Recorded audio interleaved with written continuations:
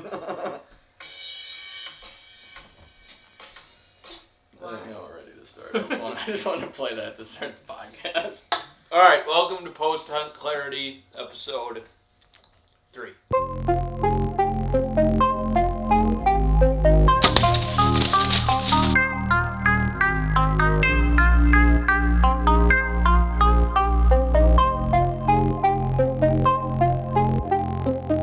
Where should we start? Last episode, what did we talk about? Crossbows? We talked about broadhead tizzy attacks.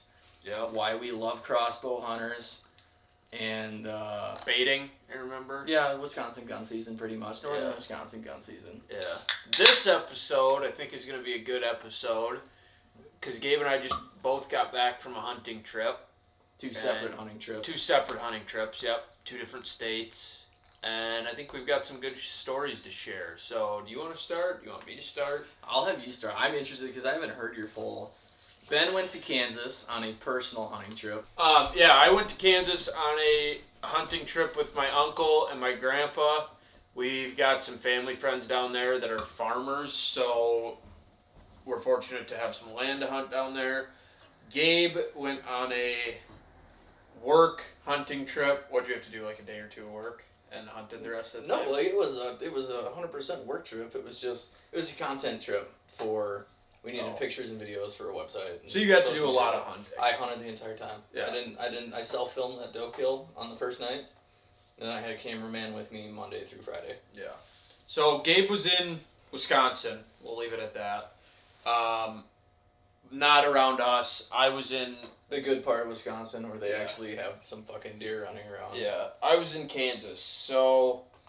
I guess I'll just kind of start at the beginning and run through the whole thing. Yeah, because you ended up with a good buck. Yeah, so I shot one that I'm pretty proud of. So we left on Sunday the 5th, I think it was. Yeah, Sunday the 5th.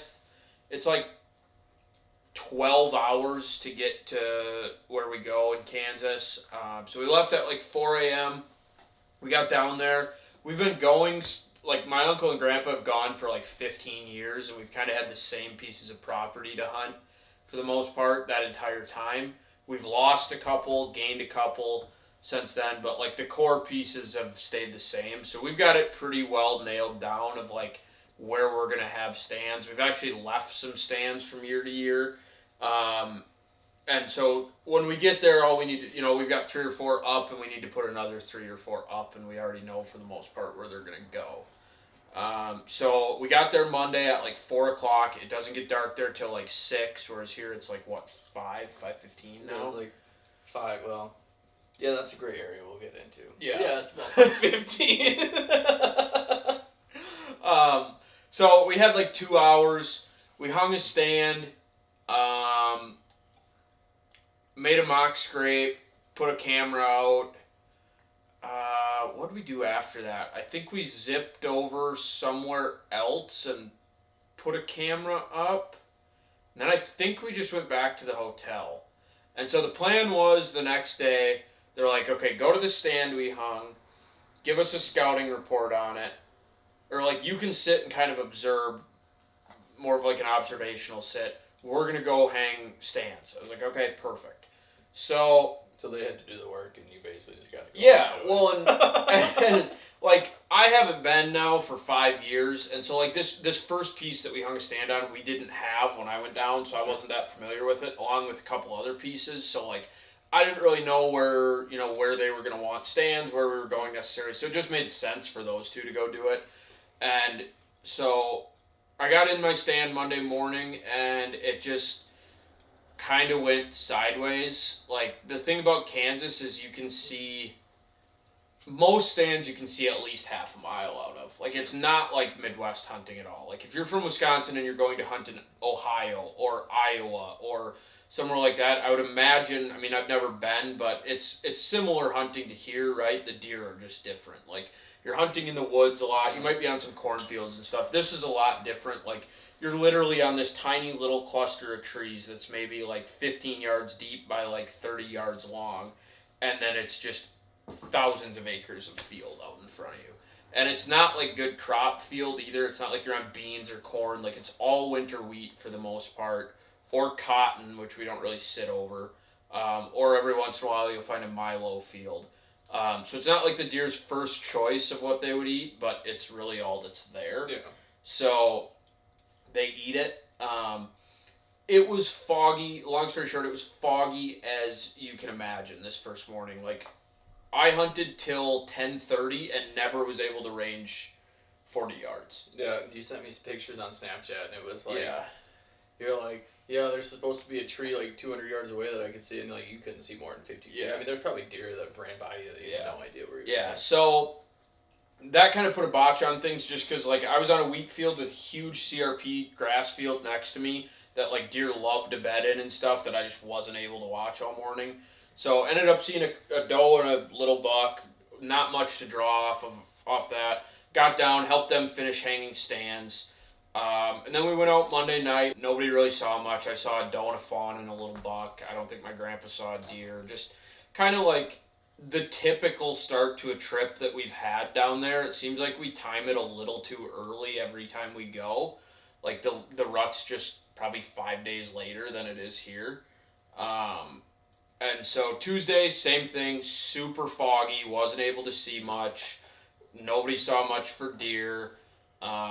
Tuesday night, same thing, nobody saw much for deer. Finally, we get to Wednesday, and I'm at the same stand that I hunted Monday morning. And to start the morning, there wasn't a fog. One actually ended up rolling in around like 8 o'clock, which was super brutal. But driving out there, some of the guys, there's some other guys from the same hometown as us that go down there at the same time, and they have a lease like a ways north of where we are. One of them had hit a big buck Tuesday night, and my uncle had his dog with him that tracks, so he went with them to help track this deer Wednesday morning. So it was just my grandpa and I. We were almost to this piece of land that we were going to hunt, and we literally almost smoked a giant with the truck, and he ran into a piece that I had actually sat on Tuesday night. So it's like, okay, that's a good sign. Like, it's the first big buck we've seen on the trip. You just gassed it and smoked it like their tag early. Yeah, and he was out, and he was cruising. And so I got my stand. I was like, okay, it's going to be a good morning. And it was the only windy day that we had down there, which is almost a bad thing down. Like, normally not having high wind is a good thing. But it's so windy down there so much of the time that it's almost like the deer aren't used to it when it's not windy. Sure. So it's kind of off. So I was like, okay, there's finally some wind. Like, it's cooler this morning. Like, the temp had dropped like 12 degrees. The first couple days we were there, we're in the upper 70s. Like, now it's low 60s. And so I'm back on this winter wheat field that I was on the first morning, and I don't know, it's maybe 7:15, and I look up, like, I'm glassing all the way across this field, like 600 yards away, and there's two big bucks out in the field. And I could tell they were starting to act a little ruddy. Like, the bigger of the two was kind of chased the smaller buck off and, like, acted like he wanted to fight. So I watched them all morning. I think I ended up seeing, like, another doe or something.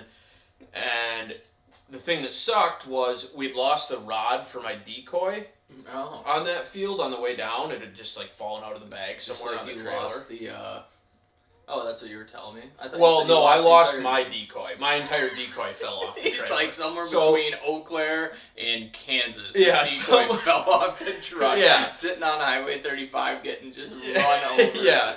So, yeah, I'm out of Primo's Scarface decoy. So if anybody finds that between here and Pratt, Kansas, it's mine.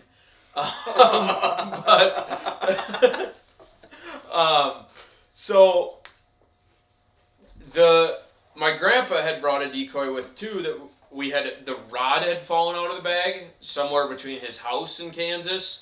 And so we had kind of rigged up like a makeshift, like, you just pick a stick from one of the trees you found. Yeah, that's pretty much what we did. And so the first morning I was in there when it was calm, like, it worked fine. Yeah. With wind, it fell over once. I got down, put it back, and just ended up putting it in the bushes because I was like, this isn't gonna work. Sure. And that's kind of what makes or breaks a lot of these spots down there. Is like there's no rhyme or reason to where the deer might pop out, but they'll see a decoy, they'll kind of lock onto it, and they'll end up coming that way.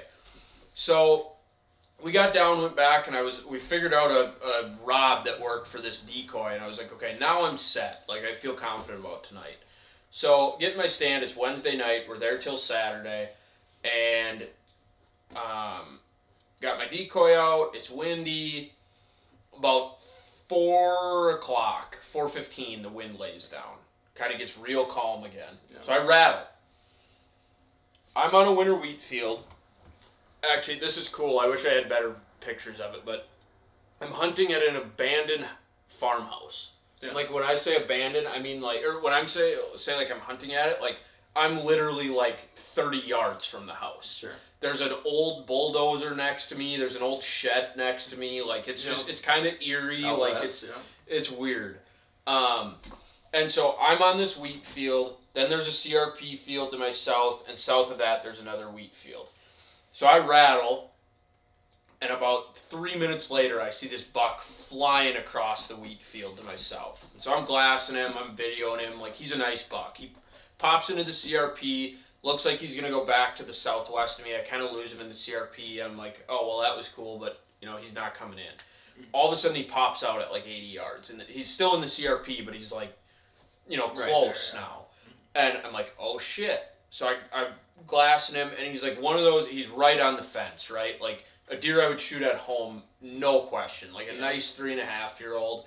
But I'm like, is it a Kansas buck? I don't know. Well, he ended up not crossing the fence coming to the wheat field. He turned and walked off the other way.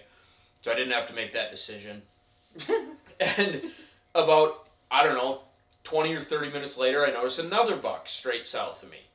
And I'm like, oh shit, that's a shooter, no doubt. And I kind of lose him in the CRP, and all of a sudden I pick him back up again. And I'm glassing him, I'm like, wait, that's a different buck. Monster in the CRP. Did I show you the pictures of that one? You might have, I don't know. Oh my god. I mean, he's for sure a mid 160s. Like, okay. He's big. And I've got cool video, it's on my laptop, but of these bucks come in, and they're standing side by side. And so I tried grunting, and neither of them acted very interested. So the bigger of the two walked off the same direction the first buck had gone. And the second one, the one I ended up shooting, comes into the fence line and goes to my east, it would be, behind this tree line.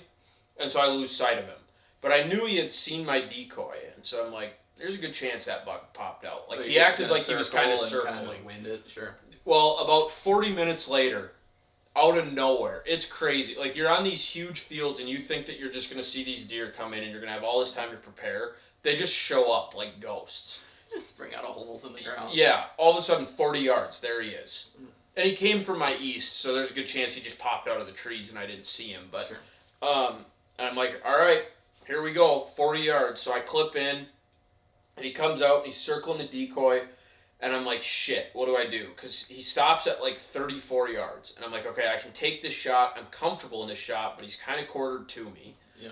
Or I can wait, and if he continues to come to my decoy, I'm like, I'm going to get a 20-yard chip shot at him, probably a little bit quartered away, like perfect shot. I was like, I've always been told, take the shot you have. I'm aware that he's quartering to me a little bit. Yeah. So I drew, held on him. Like, I actually guessed the yardage. I knew that there was a post behind him, at least 5 yards behind him, that was 40. Sure. So I just took my 30 pin and held just a little bit high and crushed him. I mean, as soon as I let the arrow go, I'm like, he's dead. And I hit him, and like, you could tell, he had no clue the arrow was coming. I just smoked him. He ran off up the fence line in the wheat field. So I got my binoculars on him, because I'm like, if he makes it into this CRP, like, he's going to be hard to track. And he tries to cut left, and so I go like this with my binoculars, and he's not there, and I'm like, shit. He's gone. I'm like, where'd he go? And so I go back this way, and he's laying there. And I'm like, yes, this is awesome. And he gets back up, and I'm like, are you shitting me? He dropped, he got back up. He didn't have it in him to cut like that, so he fell, and he got back up and made it about 2 more steps and just face planted in the dirt. And then I celebrated. And like, I've never seen a deer go down like that.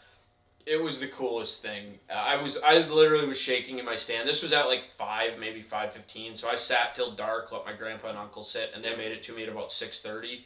And like I was still shaking when I got out of the tree. So I don't know. Is there a way we can put the picture of that into this somehow? On the screen. When I edited. Okay.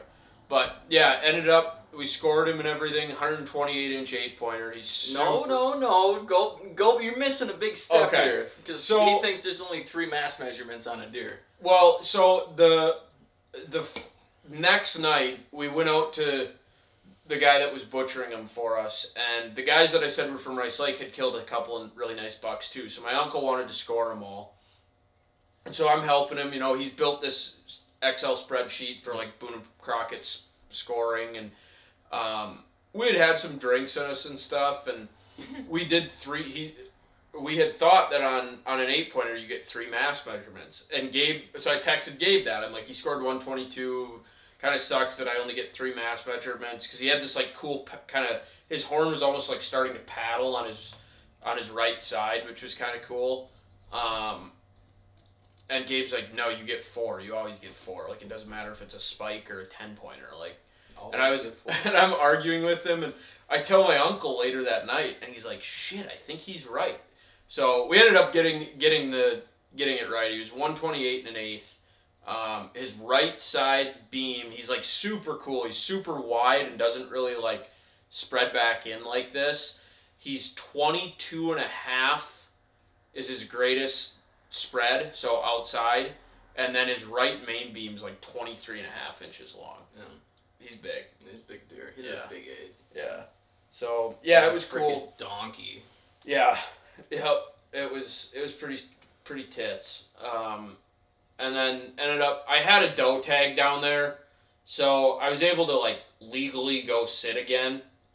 And so I sat Thursday night, Friday morning, and Friday night, just more for something to do. It's like 30 minutes from where we stay, so it doesn't really make sense to drop them off, drive the truck back, come back and get them. And that way, if I saw a big one, I could tell them to sit there the next night. So, yeah, it was cool. It was a cool trip. I was excited. My grandpa and uncle were both super excited. Anyways, what about your trip? Well, so I guess now that your hunt is done, and it's 20/20 hindsight, post-hunt clarity, is there anything you do different about your situation, or do you think, knowing what you know now, you do the exact same thing?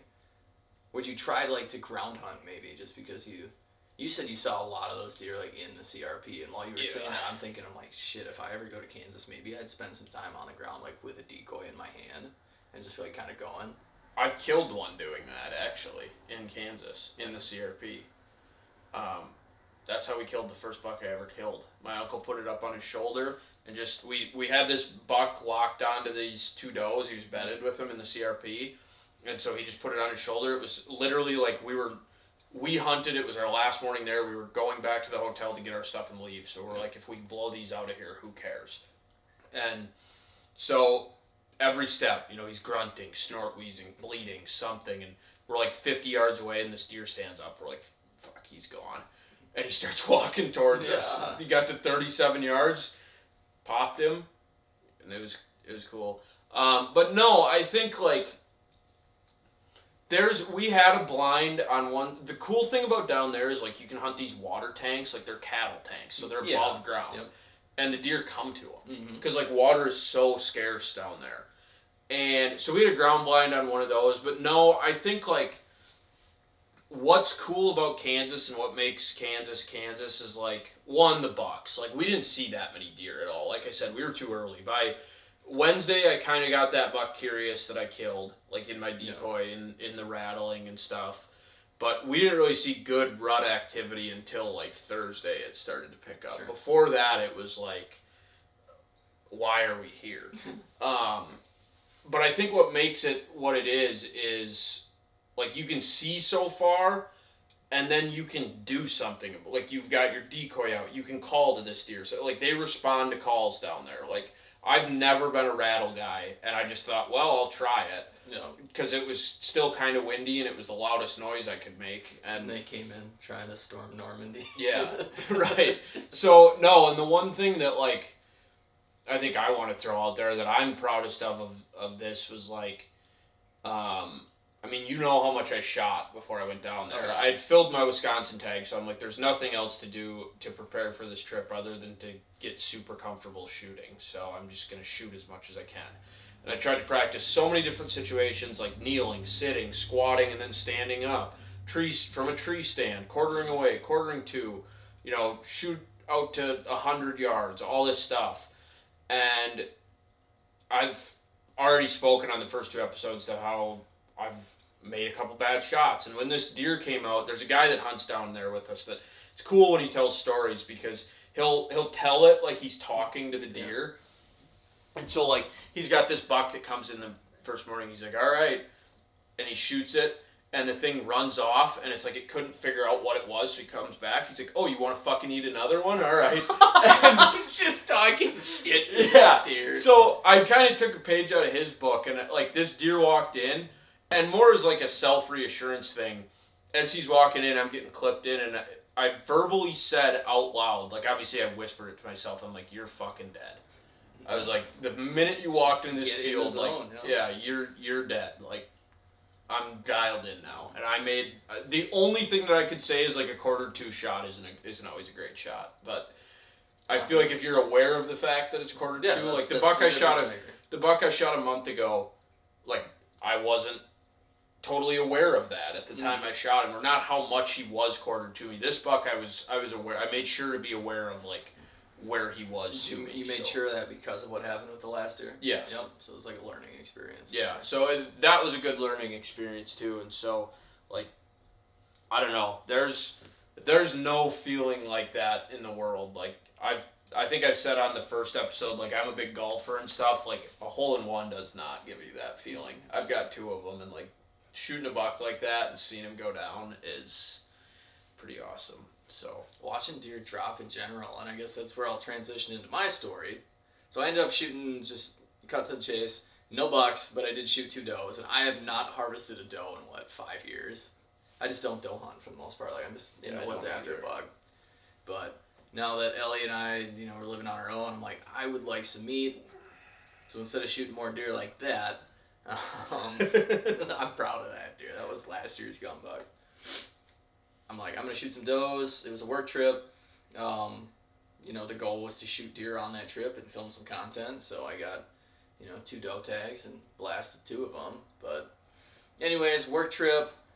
Me and my boss went down the first night. Wasn't even supposed to hunt, but we got there early enough. And we're like, screw it. Like, it's November 6th, I think was the first night, or maybe it was the 5th that Sunday. Yeah, we got on the same dates, I'm pretty sure. Yeah, I think we left the same day. And he's like, go sit up top. Like, it's a big, 90% of the property is actually an island on a river. And then there's only like 60 acres up top that, I don't know. He sent me up there, sat over a CRP field. And that hunt to me was like I was hunting the jury farm. Like, just really stupid. Like, the last how many years I've hunted public land. And in Wisconsin, especially up here, it's like, I go 4 or 5 sits without seeing a deer. And I'm just like, I just want to see deer. Man, I saw 30 deer that first night. Just bucks chasing, bucks grunting, just freaking dude. It was stupid. I'm like, this feels like it's almost too good to be true type thing.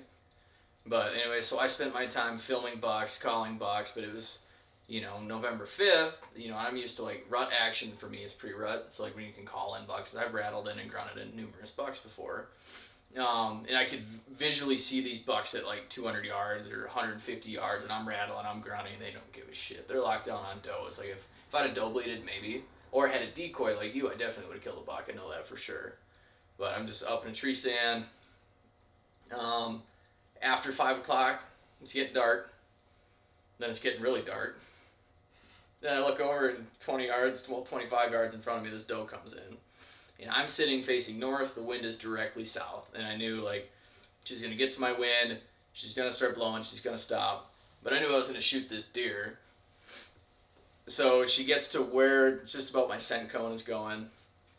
And I draw back, and she stops. And in the video, she kind of does this thing. But while you knew it was coming. No, that's what I'm saying. I knew it was coming. I'm like, I'm going to shoot her. The issue was, so I have an HHA Tetra, and it has like a... for the scope housing, there's a Don't say anything incriminating. No, I'm not. I'm just saying, like, I'm positive it was legal shooting hours. I'm fairly positive it was legal, but the issue was there's fiber optic, like your sight is fiber optic, right? So there's, I don't know what you call them, fiber optic strings or whatever that wrap around that collect UV light so your pin actually lights up naturally.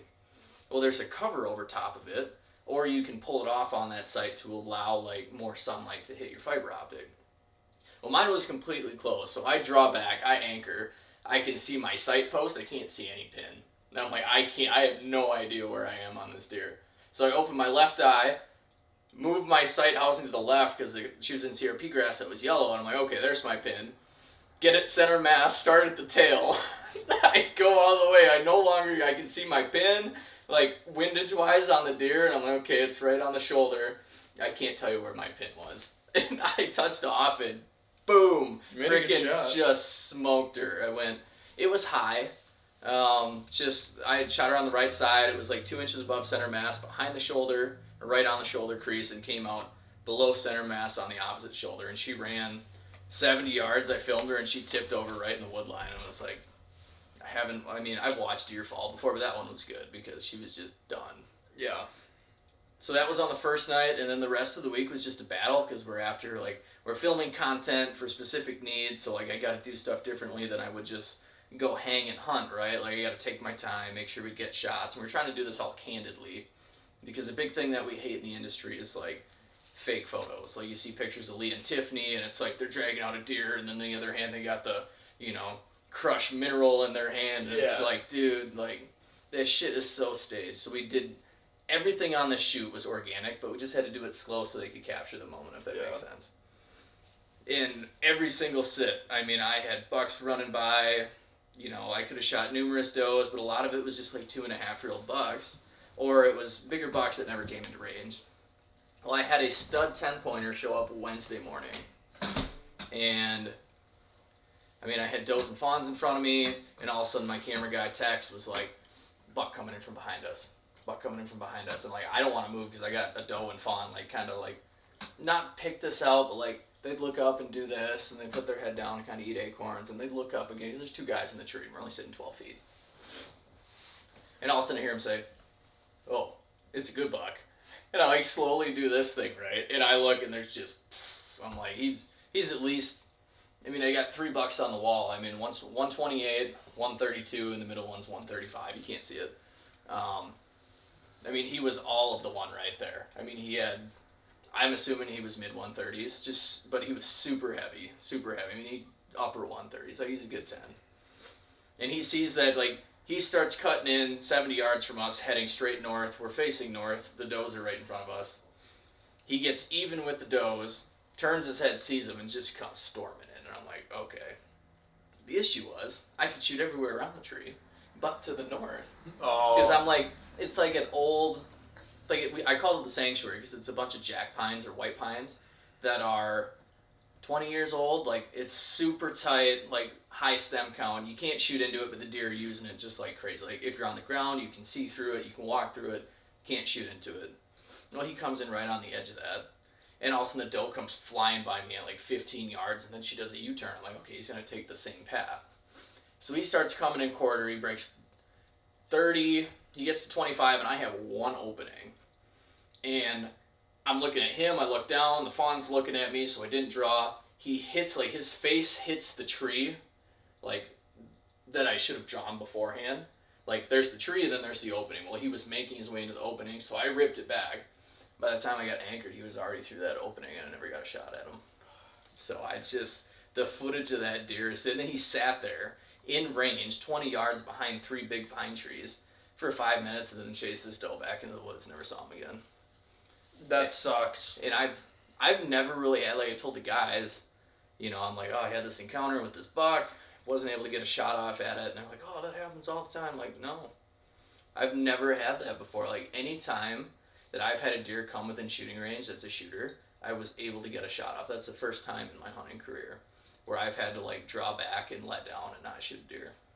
Which was weird because it makes sense. It happens to a lot of people, but I've just never been in that situation. I'm like, it almost feels just as bad as missing him. Like, to be honest, just because I didn't get the shot. But at the same time, I'm like, hindsight 2020, my post-hunt clarity is I should have just said, fuck you, fawn. Like, I don't give a shit if you're looking at me. I mean, the thing's got 2 brain cells anyways. I should have just ripped, but like, why was I worried about a fawn? Like, even if the fawn would have blew out of there, he was probably so focused on the doe, like, he didn't care.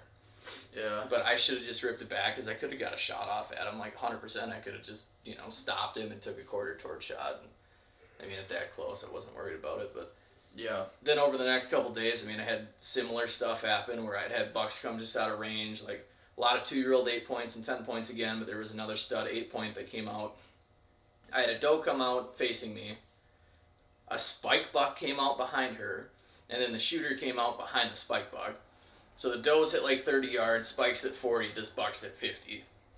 The doe comes into about, she's still 30 yards paralleling me, kind of staying on that range.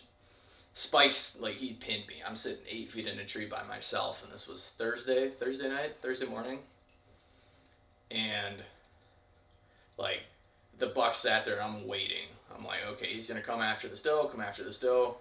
Looks to his right, to the west, puts his head down, and just starts chasing that way. And I'm like, you gotta be shitting me. Like, this doe, obviously, don't know why he didn't come after her. But he peeled off, so I watched him. He breaks 80, 90, then dips over, like, I can't see him anymore, like, and at that point, I'm looking at this doe, I'm like, you're fucking dead. I looked at the spike, and he was staring at me doing this. At that point, I just ripped it back. He blew off, the doe turned and looked at him, and I shot, but I had my 25-yard pin, and she was anywhere between 30 and 35, and I drew back, and some of the conversations I've had between Ben and my dad and some other guys is that lately, I like to ride the shoulder when I shoot deer, and I keep shooting them through the shoulder, so I'm not going to do that. So I drew back, and my pin's on her shoulder, and I'm aiming above center mass because, my arrow's going to go lower than what I think because of the distance. Well, then I kind of, zoned back in. I'm like, nope, let's shoot her a little further back. So instead of going 3 inches behind the shoulder, I put the freaking pin 5 inches behind, like literally center of this deer, 4 inches below the top of her back, thinking it'll drop down. I'm like, in my head, I was still in the lungs. And I shot, and I watched that arrow hit her. It was like 3 inches below the spine, or below her back, center of the deer. And she, like, I shot her, my arrow went, poof, and she just hunched up like this and sat there. I'm like, oh, I just grass bagged her. So then she starts walking. She takes like 4 steps, and I'm like, I gotta shoot her again. So I'm like, my quiver's not on my bow. It's in my pack. So I'm like reaching in, trying to grab an arrow. Well, she sees me, and she freaks out. She starts running. She makes it 20 yards and just fell over dead. So, ended up... Where'd you hit her? I shot her through the kidney. Oh, really? The kidney on a deer is like that. And there was fucking blood everywhere. Like, she was donezo instantly. But, really? So, yeah, I lucked out on that. I literally shot her through the kidney. Dude, that's... I didn't hit any guts. I was above them, just behind the lung. Like, there was nothing... When I gutted it out, I looked at the lungs. There was nothing wrong with it. There was no arrow marks. Literally, that freaking bean, that purple bean, was cut in half, just destroyed. Literally, both the deer I've shot this year have not bled much. This one was double lung. No, first doe I shot, we never even... Well, I watched tip over, but we did try to find blood. None. Yeah, I found a little bit of blood at the point of impact, and, like, it didn't matter. Again, he was dead in the field, but I just was curious, and then when we were gutting him, like...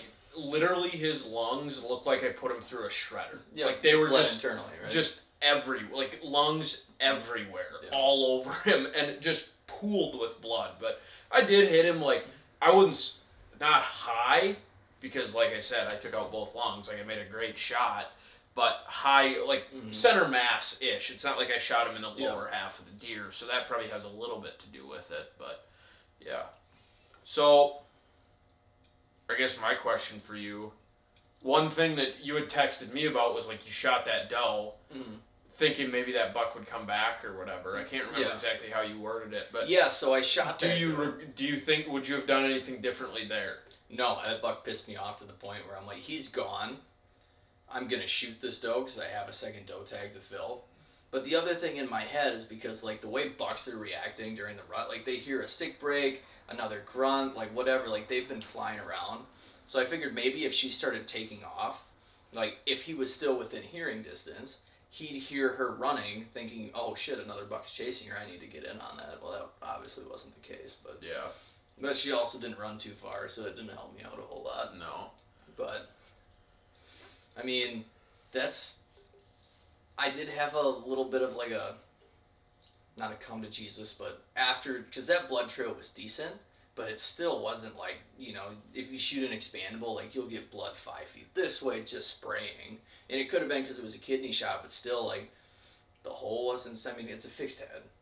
So the blood trail was far. Yeah, you're shooting single bevels too, which are probably going to be a little smaller hole. Well, and so it's like, I give up giant blood trails, but I'm not worried about, like, if I shoot it in the shoulder or, like, I don't have to worry about failure. So it's one of those things that I've been battling with now where it's like, I think I'm sold on those broadheads and I'm not going to switch. Yeah. Just because of the forgiveness factor.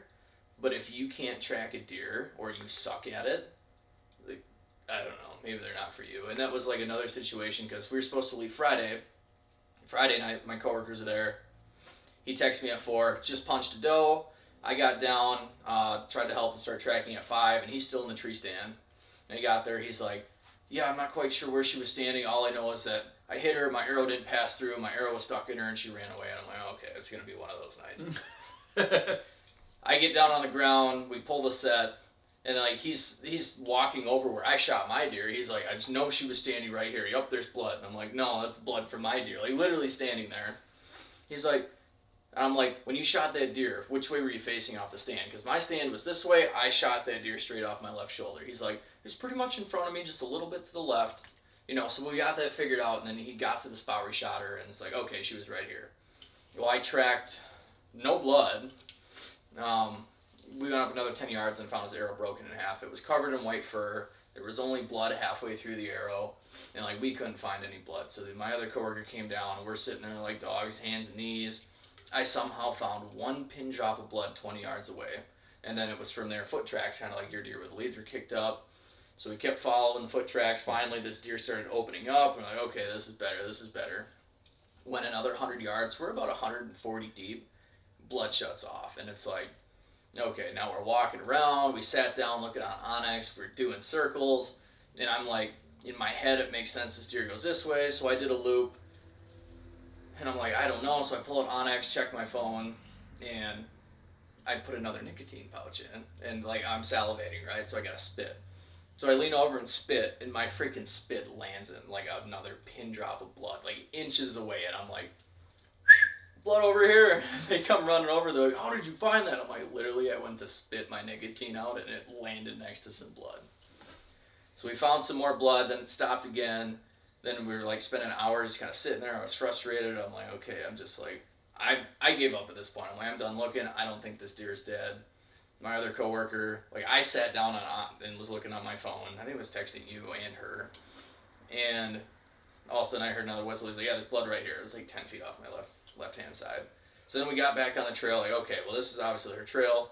Track. At this point, we're about 200 yards total on the track. Well, in my head, I know regardless of where you shoot a deer, whether it's guts, liver, they'll always bed down within 150 to like 220 yards. That's just what they do. So I looked at my headlamp, kind of looking down the trail, and I see a set of eyeballs, like bedded down doing this thing. So like, I get the guys over. I'm like, okay, there's a deer bedded down. 99% confident it's her, right? Because we've been making noise, talking. Any other deer would have blown out of there. She sat there. So we made the decision just to back out, set a pin on Onyx for the next morning. I didn't want to stay. I felt bad because, I've been gone for a week. Ellie was expecting me home.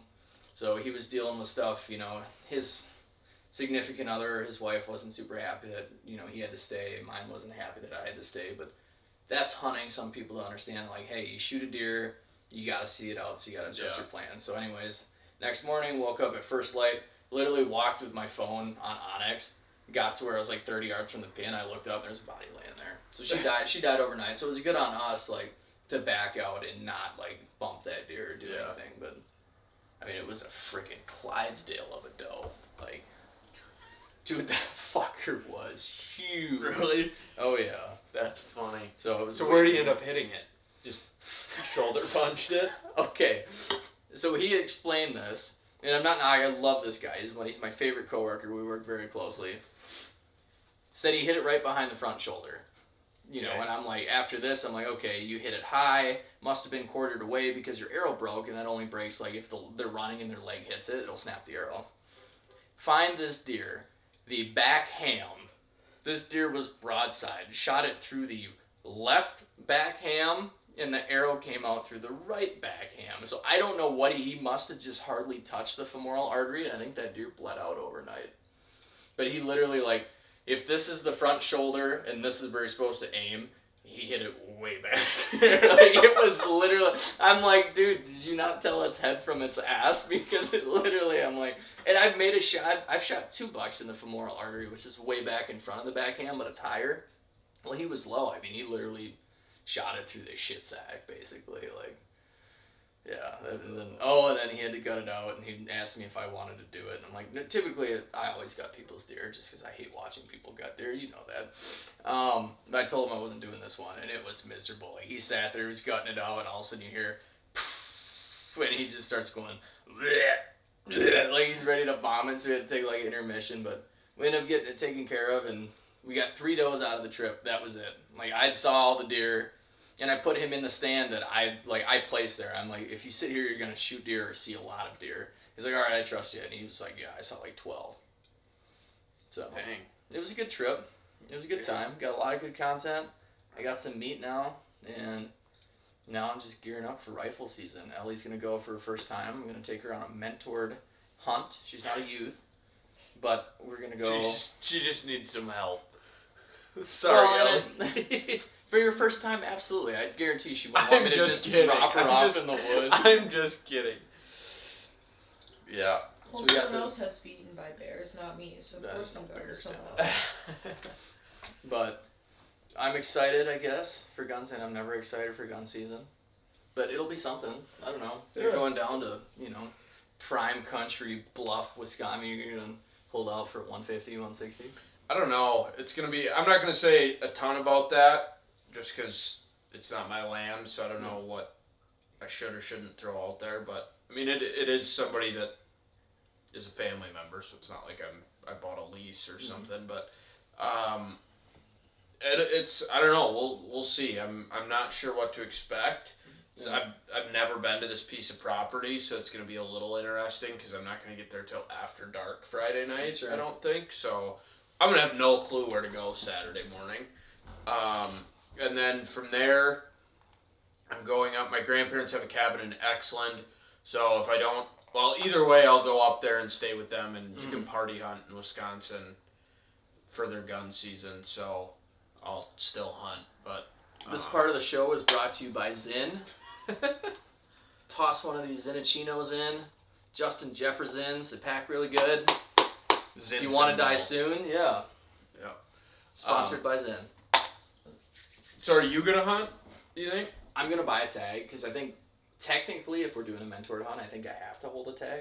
I'm not sure on that, but I'm kind of positive. But then the other thing is too, like, I would hunt, or if it's like a situation where, if there's a deer at like 150 yards and she can't get on it, and I'm like, can you shoot it? And she says no, I'm just going to grab the gun and shoot the damn deer. Or if a 150 walks by. I'm going to be like, sorry, this ain't you yet.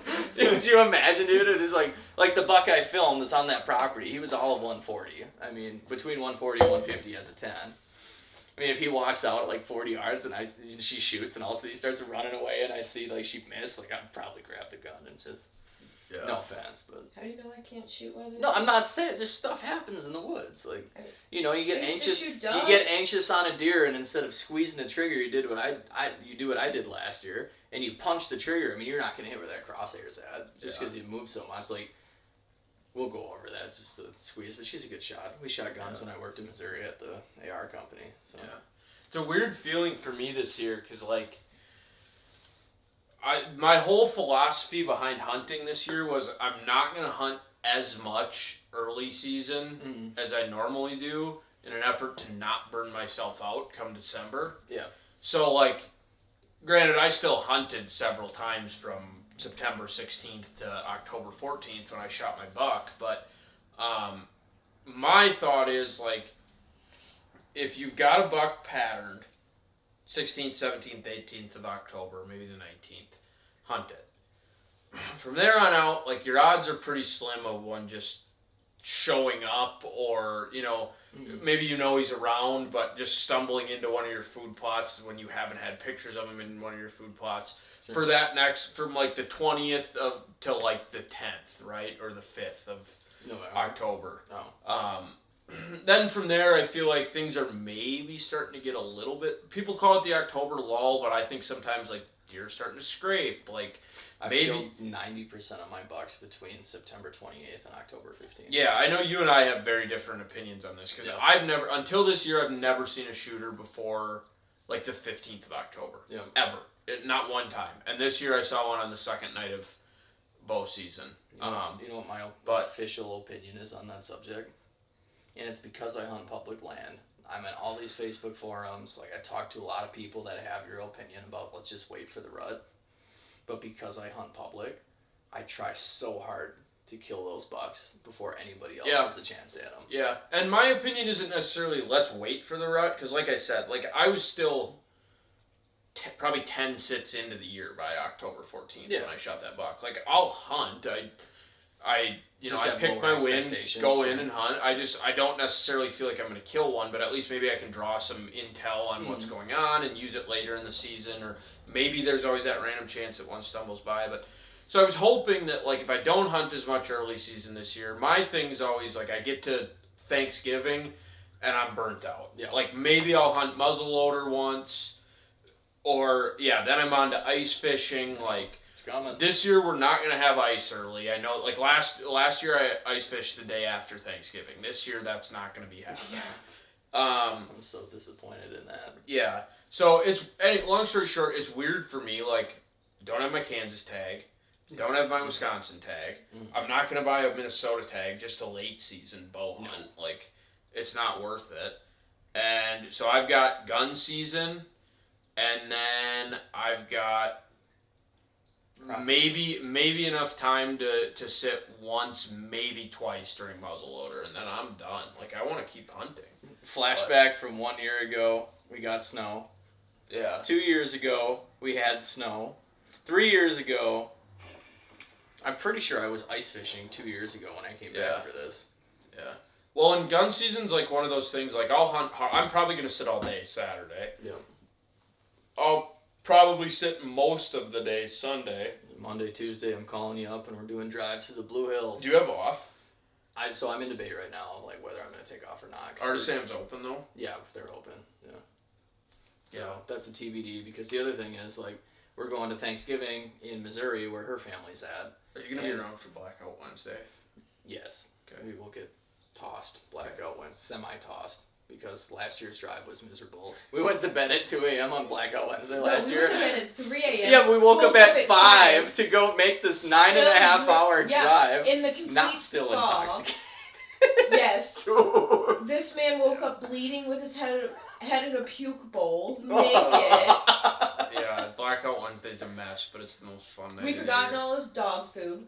No toys. It was bad. I brought 2 shirts, 2 pants, and like 1 pair of underwear. That's all. But yeah, we'll go out. But the other thing is that I was going to take off that following Monday and Tuesday and hunt down in Missouri Friday, Saturday, Sunday, Monday, so I get 4 days out of it. And now Thanksgiving, like, we're not going to eat till Friday, so it's like I'd have Friday morning, Saturday, Sunday, Monday, which is technically 3.5 days, and come back Tuesday. But I just don't know if I want to justify a $300 tag for 3.5 days. My dad Is said their no. rut going to be going? It's done. Their firearm season's right now. Like, that's the other thing. Their firearm season ends, like, the day before Thanksgiving. Oh, My yeah. dad said don't buy a tag. Yeah, I don't know. Well, then that's what I'm saying. If I don't buy a tag, we're leaving Sunday. So, and then I might take off Monday, Tuesday next week. It'll just be like Sunday night. I'll make my decision. If I have a tag, I'll be like, screw it. I'll take off Monday, Tuesday. Yeah, I don't know what I'm gonna do. I'm in debate right now of, like I said, I'm going to this one property. I'll hunt through Sunday night, I think, and then probably come back Sunday night. And I'm just not sure. I might work Monday and hunt Tuesday, Wednesday, or I might hunt Monday, Tuesday, and work Wednesday. I'm not really sure. But I'm just trying to figure out the rest of my family's plan right now. But To end this podcast, I'm going to ask you a question, Ben. Yeah, I feel like this was a good story time, but there wasn't a lot of funny stuff in here. We gotta spice it up a little. What's your question? Well, I was just going to ask, what's your opinion on guys that come out during the 9-day gun season in Wisconsin, only during the 9-day gun season, and they show up, like, if you were to call somebody and say, hey, come on this drive, and they show up in an orange sweatshirt and blue jeans, what's your opinion? That guy's either going to kill a 180 or the first nubbin he sees. Like, there's no in between. Literally no in between. I've hunted with so many of those guys. I've called up dudes, like my buddy Kyler, for example. He's got a huge family, and they're good people. Like, his immediate family I love. His distant relatives, however, he's like, I'll call my cousins or my second cousins. We'll have people for a drive. And I'm talking like 20 people. We show up and, like, there's people wearing blue jeans. There's people that are wearing, like, green high-vis safety vests that aren't even legal blaze orange. Guys that are drunk, and they're all got firearms, and they're like, oh, let's go drive some deer. And I'm like, it was a one-time thing. Like, I've never done, like, a legit deer drive. Like, a couple of years we've done some things where, a guy or two will go out in the public land. We've got land that connects to public, so we'll go out in the public and we'll find, like, a big bowl. Yeah. And, two guys will walk and one guy will sit. And push deer. I've always wanted to put together, like, a drive or just a bigger push like that back on that public. I can never find the people. Like, especially there where, like, a lot of the deer that are in the public are probably crossing over into ours. Like, you get so-and-so that I run my outdoors page with out there. They're going to just kill everything. Hey, if it's brown, like, it's down. That's how, and there's nothing wrong with that. Not to shit on you guys. Sorry, Chris and Cole. But I'm like I don't want our deer population, like all these little bucks that's already thin as it is. Stuff. Yeah. If we want to go to some random piece of public somewhere that, like, doesn't affect my hunting, cool. If we could get some guys for Monday, Tuesday that actually want to do drives, and we could go up to, like... Well, either Monday, Tuesday, or Tuesday, Wednesday, I have to go to Excellent because my grandpa's just not doing good, and he's excited to have us up there. But maybe one day later in the week, because I know that there's bucks around, right? I've shown you trail camera pictures. Like, I had a good year hunting out there last year, even though I didn't kill one. Like, and I think that a lot of times what they do this year might be different because we're not hunting opening season or opening weekend. They just push back into that thick shit on the county where people don't go. Yeah, it's all the time. Yeah, and so I think if we could get out there and do some drives, it could be pretty legit. And I've got a spot that could be pretty cool for it. But well, we can talk about it. Yeah. All right, we're going to wrap up this episode. If you're in a county where you can't bait deer this gun season, that's okay. You can always masturbate. Catch us on the next episode of Post Hunt Clarity. You can always masturbate.